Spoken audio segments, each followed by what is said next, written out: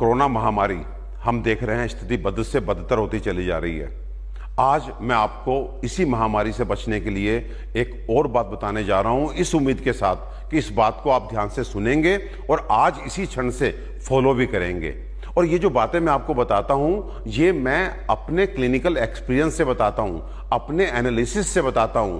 ये सुबह 7 से 9 जो मैं आपको जगाने के लिए सड़कों पे उतरता हूं, उसके बाद सुबह 9 से शाम 5 बजे तक हम कोरोना के पेशेंट्स देख रहे हैं, कोरोना के suspected patients as well as corona के कंफर्म्ड पेशेंट, और उनको भगवान की दया से अच्छे से ट्रीटमेंट कर रहे हैं। और आज जो बात मैं आपसे शेयर करना चाहता हूं वो ये कि आज ये वायरस हमारे एयर में फैल चुका है, क्योंकि 80% लोग ऐसे हैं जो नहीं जानते कि वो कोरोना पॉजिटिव हैं, उनको सिम्टम नहीं है, लेकिन वो कोरोना के पोटेंशियल एक तरह से कैरियर्स हैं। वो बिना मास्क लगाए सड़क पे घूम रहे हैं और उनके मुंह से निकले हुए वायरस के छोटे छोटे पार्टिकल वो एरोसोल के रूप में हमारे एयर में हैं। तो इसलिए अगर इस अज्ञात शत्रु से आपने बचना है तो आज आपका भगवान आपके मंदिर में मास्क के रूप में प्रतिष्ठित होना चाहिए, और जब आप घर से बाहर जाएं तो वो भगवान जो है आपके ऊपर सुरक्षा कवच के रूप में लग जाना चाहिए, और ये तभी उतरना चाहिए जब आप घर में वापस आ जाएं। ध्यान रखिए, मैं फिर रिपीट करना चाहता हूं, यदि आप बाहर गए और इस एयर में वायरस के पार्टिकल्स हैं, वायरस के कण हैं, वो वायरस है और आपने मास्क लगाया हुआ है तो आपकी 90% तक सुरक्षा हो सकती है। लेकिन यदि आपने मास्क नहीं लगाया तो आप बहुत बड़े रिस्क में होंगे। तो बाहर चाहे आप किसी काम से जाएं, जरूरी काम से जाएं या सुबह घूमने के लिए जाएं, और आपको कोई आदमी नजर ना आए, तब भी आपको अपने मास्क को नहीं हटाना है। इस समय हमारा भगवान ये कपड़े का छोटा सा टुकड़ा जिसको हम मास्क बोलते हैं वो है, उस पर पूरी श्रद्धा रखिए और अनुशासन से उसको अपने से चिपकाए रखिए। अगर आपने इसके साथ जरा सी भी असावधानी की या इसको लगाने में जरा सा भी आपने आलस दिखाया तो आपको बहुत बड़ा भुगतान भुगतना पड़ेगा। एक बात और कहना चाहता हूं कि कुछ तो कुतर्क चलते हैं कि वायरस का साइज ये है, मास्क का साइज ये है, तो ये रोक नहीं पाएगा। तो इन सब कुतर्कों में आपने नहीं जाना। वायरस अकेले ट्रैवल नहीं करता, वो एक तरह से ड्रॉपलेट की फॉर्म में होता है। अगर आपने मास्क लगाया हुआ है तो वो आपके मास्क के थ्रू अंदर नहीं प्रवेश कर सकता, इसकी बहुत अधिक संभावना है।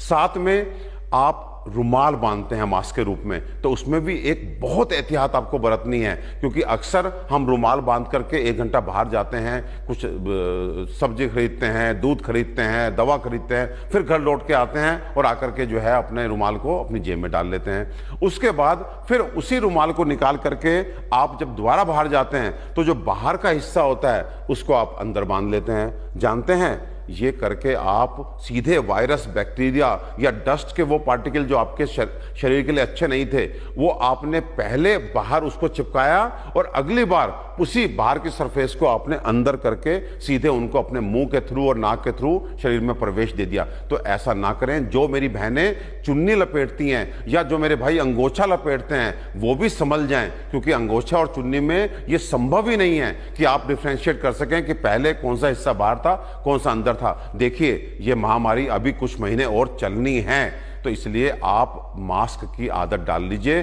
चाहे वो मास्क कपड़े का क्यों ना हो, लेकिन बहुत ही सावधानी से, बड़े अनुशासन से मास्क का प्रयोग शुरू कर दीजिए। इस महामारी से यदि हमें कोई बचाएगा, ये जो भगवान बचाएगा, ये हमारे पास आज इस मास्क के रूप में है। ये भगवान है हमारा। आज जान लीजिए, ये मास्क आपका भगवान है। इस भगवान के साथ बिल्कुल भी अनुशासनहीनता नहीं करना, नहीं तो इसकी बहुत भारी कीमत हमें चुकानी पड़ेगी। वायरस हवा में है। आज आपको चिकित्सक नहीं बोलेंगे, आज आपको हो सकता है मीडिया ना बोले, सरकार भी ना बोले, क्योंकि आप पैनिक हो जाएंगे। मुझे ऐसा लगता है कि आपको सही बात बताना मेरी ड्यूटी है, लेकिन साथ ही साथ आपको बताने के साथ मैं आपको उसका उपाय भी बता रहा हूं कि एयर में वायरस है, लेकिन आपने मास्क लगाया तो आपका कुछ नहीं बिगड़ेगा। लेकिन यदि मैं ये कहूं कि अभी कुछ नहीं मालूम है और आप मास्क बिना निकलते हैं तो शायद उसका हमें जो है खामियाजा भुगतना पड़ेगा। तो आपको ध्यान रखना है। दूसरी बात, एक नया शब्द हर्ड इम्यूनिटी सुनने को आ रहा है कि कुछ लोग, बड़े बड़े वैज्ञानिक आपसे कह रहे हैं कि बाहर जाइए, आप वायरस से एक्सपोज्ड होइए, आपकी बॉडी में एंटीबॉडीज बनेंगे, आपका सुरक्षा एक कवच बन जाएगा। इसे हर्ड इम्यूनिटी जो बोलते हैं कि हर्ड इम्यूनिटी डेवलप कर जाएगी। लेकिन भैया, आप बाहर निकलेंगे डेफिनेटली हार्ड इम्यूनिटी डेवलप करेगी, लेकिन किस कीमत पे? 100 में से 2 से 3 लोगों को मार करके।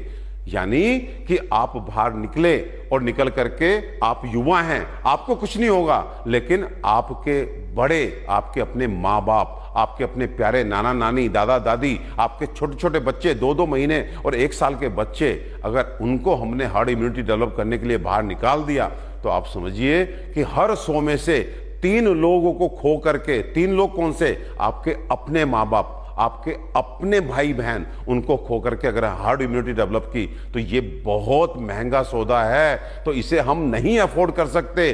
प्लीज आप हार्ड इम्यूनिटी को दुस्साहस दिखा करके डेवलप मत कीजिए। आप सारे प्रिकॉशंस लीजिए, और सारे प्रिकॉशन लेने के बाद भी, क्योंकि अब वायरस हमारा एक तरह से कम्युनिटी स्प्रेड में आ चुका है, थोड़ी बहुत चूक होगी, वायरस इतनी मात्रा में अंदर जाएगा कि आपका एक तरह से हार्ड इम्यूनिटी नेचुरली डेवलप कर जाएगी। लेकिन दुस्साहस करते हुए बाहर आकर के हार्ड इम्यूनिटी को इंटेंशनली डेवलप करने की कोशिश नहीं करना, क्योंकि ये बहुत महंगा सौदा साबित होगा।